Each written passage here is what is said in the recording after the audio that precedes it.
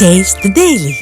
கடலூர் மாவட்டம் விருதாச்சலத்தில் அரசு ஆண்கள் மேல்நிலைப் பள்ளியில் மாணவர்களுக்கு வழங்கக்கூடிய இலவச மிதிவண்டிகள் குளம் போல் தேங்கி நிற்கும் மழைநீரில் மிதந்து கொண்டிருக்கிறது.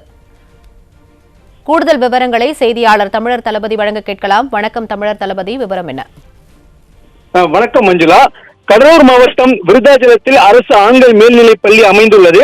இந்த பள்ளியில் விருத்தாச்சலம் கல்வி மாவட்டத்திற்கு உட்பட்ட அனைத்து அரசு பள்ளியில் படிக்கக்கூடிய அந்த 11ஆம் வகுப்பு படிக்கும் மாணவ மாணவிகளுக்கான இலவச மிதிவண்டிகளை வழங்குவதற்கான பணி நடைபெற்று வருகிறது. அதாவது பார்த்தோம் என்றால் அந்த மிதிவண்டிகளுக்கு தேவையான பொருட்களை கொண்டு குவிக்கப்பட்டு அனைத்தையும் ஒன்று சேர்த்து புதிய சைக்கிள் தயார் செய்யப்பட்டு வருகிறது.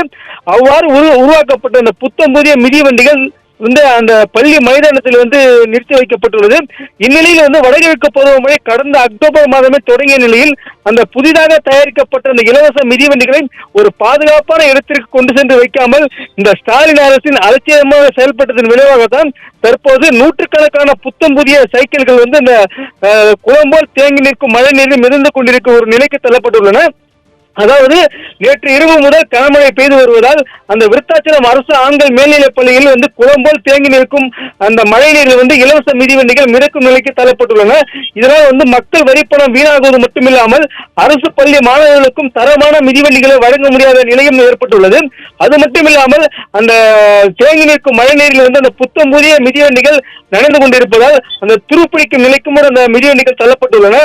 அதாவது இந்த ஸ்டாலின் அரசின் ஃபெயிலியர் மாடல் நிர்வாகத்தால் அரசு பள்ளி மாணவர்களுக்கு வழங்கக்கூடிய மிதிவண்டிகள் மழை நீரில் மிதக்கும் நிலைக்கு தள்ளப்பட்டதை எண்ணி பொதுமக்களும் மற்றும் பெற்றோர்களும் கடும் அதிர்ச்சி அடைந்துள்ளனர்.